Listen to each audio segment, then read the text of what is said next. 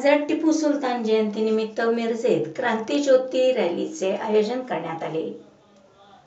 सालाबादप्रमाणे यंदाही मिरजेत 27 नोव्हेंबर 2024 रोजी वीर स्वातंत्र्य सेनानी हजरत टिपू सुलतान यांच्या जयंतीनिमित्त मिरजेत भव्य दिव्य अशी क्रांतिज्योत रॅली काढण्यात आली.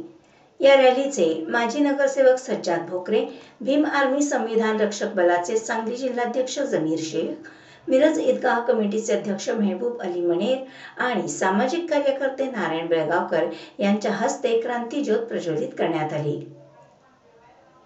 गेले 12 वर्ष झाले निरंतर हजरत टिपू सुलतान जयंतीनिमित्त क्रांतिज्योत रॅलीचे आयोजन हजरत टिपू सुलतान जयंती महोत्सव समितीचे संस्थापक अध्यक्ष जैलाबद्दीन शेख यांनी केले.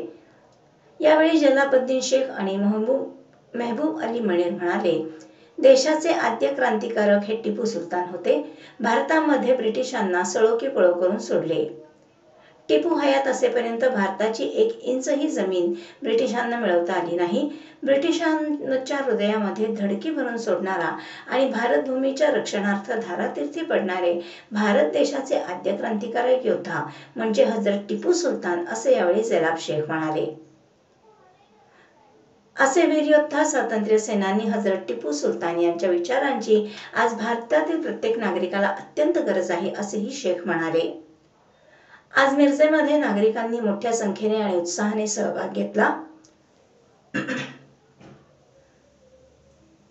रॅलीमध्ये वीर स्वातंत्र्य सेनानी हजरत टिपू सुलतान जिंदाबाद, वीर स्वातंत्र्य सेनानी हजरत टिपू सुलतान जिंदाबाद अशा प्रकारे घोषणा देऊन परिसर दणाणून सोडला.